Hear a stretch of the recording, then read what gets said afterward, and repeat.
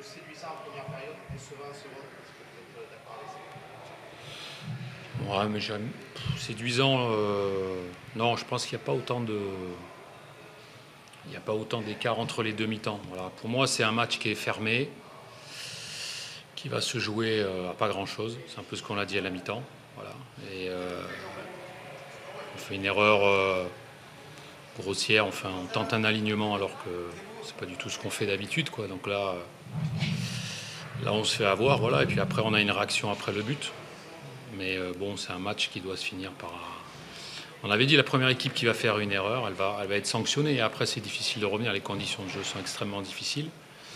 Donc, c'est des matchs qu'on doit verrouiller. On n'est pas brillant.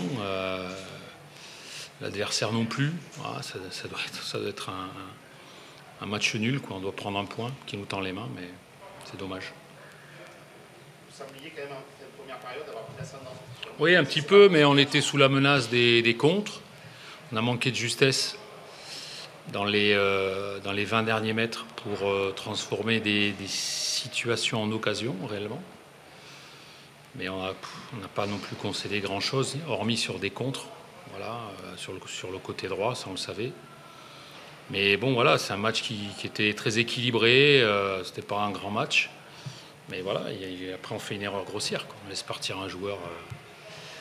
Donc quand on s'aligne, ça veut dire qu'on joue le hors-jeu, on ne fait pas les courses pour aller défendre. Et voilà, il suffit que l'alignement soit pas bon, et ça a été le cas. Et puis voilà, après c'est un face-à-face. Donc c'est une erreur qu'on ne doit pas faire. Parce que si on ne fait pas cette erreur, même si Nîmes est bien reparti en deuxième mi-temps, ce qui est normal, ils sont à domicile, donc il a forcément envie d'être aussi meilleur sur la deuxième mi-temps. Voilà, on n'a pas concédé énormément d'occasions non plus, quoi. On a senti aussi de la nervosité dans cette période avec Jimmy qui a perdu ses nerfs complètement, mais qui s'est agacé. Bon, c'est pas de la nervosité, c'est de la frustration parce que voilà, on a l'impression que le match nous échappe alors qu'il n'y a pas forcément derrière une suprématie de l'adversaire, mais c'est les conditions de jeu qui sont compliquées, quoi. Donc chaque faute après derrière, c'est sujet à discussion. Il y a quand même une grosse faute sur Kader.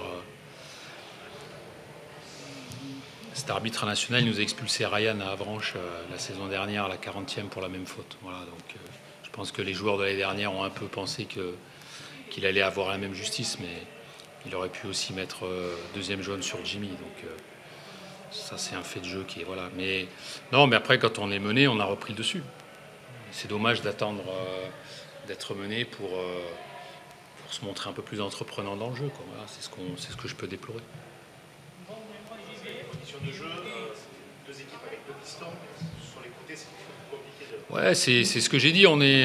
C'est deux organisations miroirs. Donc, alors chacun a essayé de déstabiliser l'autre en amenant des petites choses. Nous, on a mis nos milieux sur les côtés pour aller justement gérer des 2 contre 1. Ils ont laissé leur attaquant, le numéro 65, plutôt sur le côté sur les contre-attaques avec l'apport de Vargas, jouer ces contres-là. Donc, mais c'est vrai que c'est un rapport de force. S'il n'y a pas un joueur qui fait un exploit ou une équipe qui concède, qui fait une grosse erreur, vous avez 9 chances sur 10 pour que ce soit un match nul. Voilà. Et match nul, pour moi, il était bon à prendre ce soir. Mais voilà, on a fait une erreur qui nous a été fatale.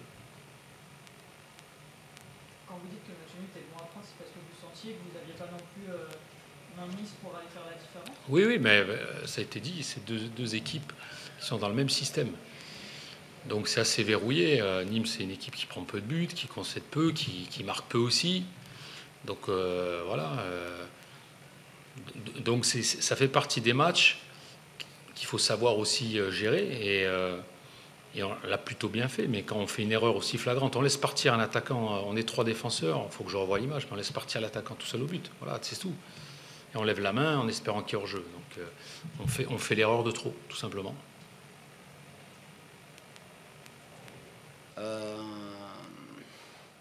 Il y a quelques similitudes. Il y a quelques similitudes, même si je pense que contre Rodez, on se crée un peu plus d'occasions, même si là, on s'en est créé quand même quelques-unes. Mais on a concédé très peu d'occasions ce soir. On a été simplement en danger sur les 2-3 corners en première période, où c'est une équipe qui frappe très bien les coups de pied arrêtés et où il y a du monde dans l'axe qui peut mettre en danger. Mais sinon, à l'ouverture du score, on a eu tendance à reculer, on n'a pas forcément exploité les espaces qu'il pouvait avoir, mais par contre on a très bien défendu, donc il faut mettre en avant le travail défensif collectif et aussi il y a des joueurs qui ne jouent pas forcément à leur poste et qui ont été très bons ce soir. Je pense à Pat Burner qui a débuté piston gauche, qui s'est vite retrouvé dans l'axe central où il a été très bon. Ronny Labonne qui joue au milieu alors que c'est un latéral droit au départ qui est très bon. Donc c'est pour ça que c'est bien que cette équipe montre des valeurs de générosité, d'engagement. Je pense que c'est une victoire logique. On savait qu'il fallait faire beaucoup d'efforts parce que c'est une équipe qui est très bien structurée. On est bien rentré dans notre match et même si on ne réussit pas tout, on y met beaucoup de volonté. Donc ça c'est intéressant et c'est des ingrédients qu'il faut garder au fil de la saison. C'est pas trop ce que disait le coach qui pensait plutôt que le point aurait été mérité pour son équipe. Chacun pense ce qu'il a envie de penser. Les victoires à 0, elles ont quelle signification? Les coachs aiment bien en général. Ouais, c'est bien bien sûr de ne pas prendre de but. Les victoires 1-0, les victoires sont toujours très, très bien de toute façon. Donc après, à partir du moment où on ne se crée pas pléthore d'occasions, il faut savoir gagner 1-0 et rester solide. Donc je trouve qu'on a montré de la sérénité derrière, alors qu'il y avait pas mal de jeunes. Axel aussi nous a fait du bien par sa communication. Voilà, donc bien sûr très satisfait. Après, pour revenir sur les faits de jeu, effectivement, Laval peut avoir la mission à un moment donné de revenir. Mais je pense qu'il y a un fait de jeu qui est important, c'est que Jimmy Roy peut se faire expulser, quoi. Donc l'entraîneur a très bien réagi en le faisant sortir de suite parce qu'il peut se retrouver dehors sur la faute sur Guess. Il a dit, il aurait pu aussi prendre un deuxième carton. Ouais, voilà, bien sûr. Après, c'est des faits de jeu, c'est des décisions qu'il faut respecter. Mais aujourd'hui, on rentrait dans une semaine à 3 matchs. C'est toujours bien de commencer ces semaines-là par une victoire, surtout à domicile. On a 2 déplacements qui arrivent très rapidement à Grenoble et à Valenciennes. Donc, c'est bien d'avoir commencé par une victoire. Et puis, c'est bien d'enchaîner une deuxième victoire au Costières. On sent qu'on est, par rapport à ce que j'ai connu la saison dernière, on est un peu plus poussé. On sent le public qui est derrière nous. On sent que le mot verticalité est quelque chose qui colle très bien au Costières. C'est sûr que on sent que dès qu'il y a une passe en retrait, on entend les souffles des supporters. Donc il faut savoir aussi maîtriser ça et faire preuve d'intelligence dans les moments difficiles du match. Concernant Benoît Poulain, tu as des nouvelles un peu, c'est quoi? Ouais, c'est une lésion musculaire à l'ischio, donc c'est pas... je sais pas. Sincèrement, là aujourd'hui, il faut d'abord passer un examen, d'abord attendre 48 heures parce qu'il y a un saignement, mais c'est pas terrible. Concernant Moussa Koné, du coup, buteur à Dijon samedi dernier, là il ouvre son compteur au Costières. Ouais, c'est très bien. Super. Ouais, c'est très bien. La semaine dernière, il met un but d'anthologie qui lance sa saison. Hein. Moussa est conscient d'avoir fait une très très bonne préparation, mais d'avoir eu des difficultés sur les premiers matchs. Il avait besoin de retrouver le chemin défilé. Moussa, c'est quelqu'un qui a besoin de marquer des buts et c'est très bien qu'il marque le but qui nous permet de gagner ce soir. Au-delà du score et du but de la seconde mi-temps, on a l'impression que vous maîtrisez mieux les choses en deuxième qu'en première. Est-ce que tu es d'accord avec ça? Ouais. Alors après, je n'ai pas les données athlétiques, mais effectivement, quand je parle de générosité, c'est aussi répondre à l'intensité, mettre de l'intensité, faire des courses et faire beaucoup d'efforts. Donc au milieu de terrain, on est capable de faire ça entre Lamine Fomba, Jean Nguessan et Ronny Labonne. Ils ont beaucoup de volume, beaucoup d'engagement, donc ça c'est très bien. C'est des relayeurs qui ne sont pas forcément des meneurs de jeu ou des numéros 10, mais c'est des garçons qui font beaucoup de courses. Ronny fait beaucoup d'appels aussi et ça nous permet d'avoir de temps en temps de la profondeur. Donc oui, satisfait de l'ensemble de l'équipe, mais je suis très content pour 3-4 joueurs. C'est très bien, très content de leur match. Hier, tu parlais de deadline concernant les transferts, parce qu'on sait que ça se finit le 1er septembre à 23h. Ouais. Est-ce que tu peux nous dire la deadline du club pour les joueurs du Nîmes? Ah, c'est toujours délicat, c'est toujours délicat. Aujourd'hui, vous avez appris que Niklas devait nous quitter puisque je l'ai levé de la feuille de match au moment d'arriver au Kostia parce que c'était vraiment bien engagé. Donc Niklas, c'est le joueur qui réclamait son départ depuis pas mal de temps. Donc aujourd'hui, le club a eu la proposition qu'il attendait. Et donc c'est toujours bien que ça contente tout le monde. Maintenant, nous, il faut qu'on réagisse, quoi, qu'on réagisse. Et on n'a que 5 jours pour réagir, mais on est focalisé là-dessus aussi. Même si moi, je suis focalisé sur le match de Grenoble. Donc il y a des gens qui travaillent au club aussi, avec qui je collabore au quotidien pour trouver des solutions et harmoniser le groupe. Concernant Ben Raoult. Aujourd'hui, aucune nouvelle. On sait que ça peut aller très vite. J'ai appris l'accord du club par rapport à Niklas hier soir à 23h45. Donc il était dans le groupe. Il a fallu qu'on s'adapte par rapport à ça. Mais ça peut aller très vite, quoi. Ça peut aller très vite. Mais aussi, il faut aussi envisager que Yacine reste avec nous. Donc après, on va voir ce qui se passe sur les 3-4 jours. En termes de jeu, on a vu une pelouse qui s'est dégradée rapidement. Est-ce que vous pouvez faire mieux? C'était vraiment compliqué? Non, la pelouse, très sincèrement, c'est vrai qu'elle s'est vite dégradée, mais il ne faut pas oublier qu'on est dans une région où il y a un arrêté préfectoral où on n'a pas le droit d'arroser nos terrains la journée. Donc les jardiniers font quand même du très bon boulot par rapport à la surface de jeu et par rapport aussi à nos terrains d'entraînement. C'est pas évident pour eux, quoi. C'est pas évident pour eux. Donc on est dans une région et effectivement nos voisins à côté, ils ont une pelouse qui est très abîmée aussi. Et généralement les clubs du Sud, hier j'ai regardé Ajaccio, la pelouse d'Ajaccio, elle a ramassé, mais ça c'est les conditions météo. Donc après, elle se dégrade, mais c'est logique aujourd'hui qu'elle se dégrade.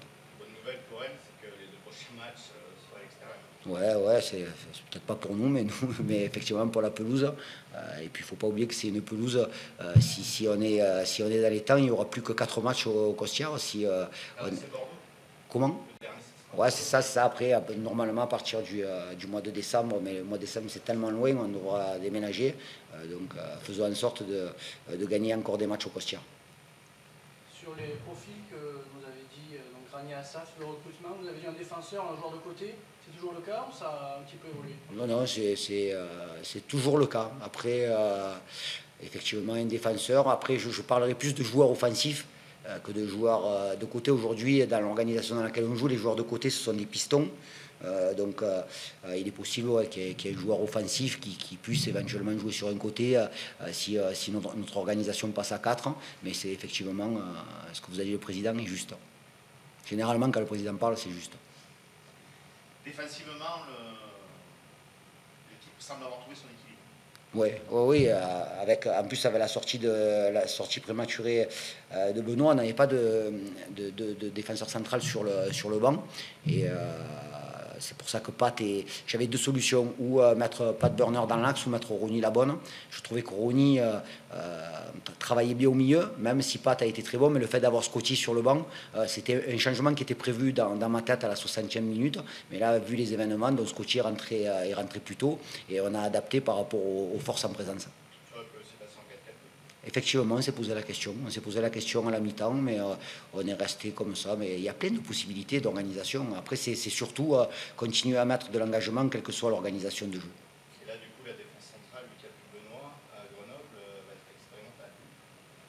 Ouais, mais j'ai vu un match cet après-midi avec Guingamp où Guingamp avait changé les 3 défenseurs centraux.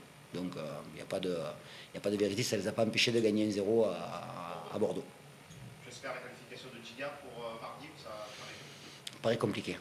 Ouais, ça paraît compliqué parce qu'il y a les enregistrements de contrat, puis il y a des papiers à la préfecture pour une carte de séjour. Donc après, mais j'ai confiance en nos dirigeants pour faire en sorte qu'ils soient qualifiés le plus vite possible. Pour le défense, il y a quand même un mot sur Maël qui fait encore une énorme prestation. C'est vraiment le patron en tout cas sur le terrain. Ouais, Ouais, c'est très bien. C'est très bien. C'est un garçon qui a une grosse marge de progression, qui est à l'écoute et qui est très intelligent. Donc, faire en sorte de. Le plus difficile dans le football, c'est pas de performer, c'est de performer en étant régulier. Donc, il a lancé sa saison. Il a lancé sa saison par rapport à sa préparation. C'est ce qu'on attendait de lui. Mais bien entendu, je suis très satisfait de Maël, de son implication, du contenu de ses matchs et de tout ce qui dégage. Mais les nouveaux joueurs qui ne connaissaient pas ce niveau en Ligue 2 sont aujourd'hui très attentifs et très à l'écoute et une fin terrible. Donc c'est très bien de pouvoir travailler avec des joueurs comme ça. Et là, du fait de l'absence de Benoît Poulain, ça va être lui le taulier, le patron de cette défense. Ouais, il faut mettre aussi en avant le match de Guess qui a été très bon, qui a gagné beaucoup de duels. Maël a joué dans l'axe aujourd'hui, puisque d'habitude il joue axe droit. Il a aussi été très bon. Donc voilà, le match de Grenoble arrive vite. On s'entraîne demain matin, donc dès demain matin, on se penchera sur ce match de Grenoble. Est-ce que ce sera plus facile d'aller prendre des points à Grenoble et à Valenciennes en ayant battu Laval?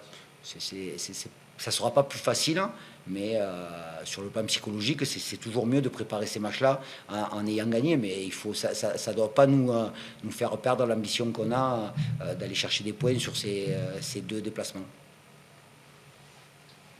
Les entraînements, du coup, demain après-demain Demain matin, 10h pour 10h30. Et lundi, on fera 10h30 pour 11h.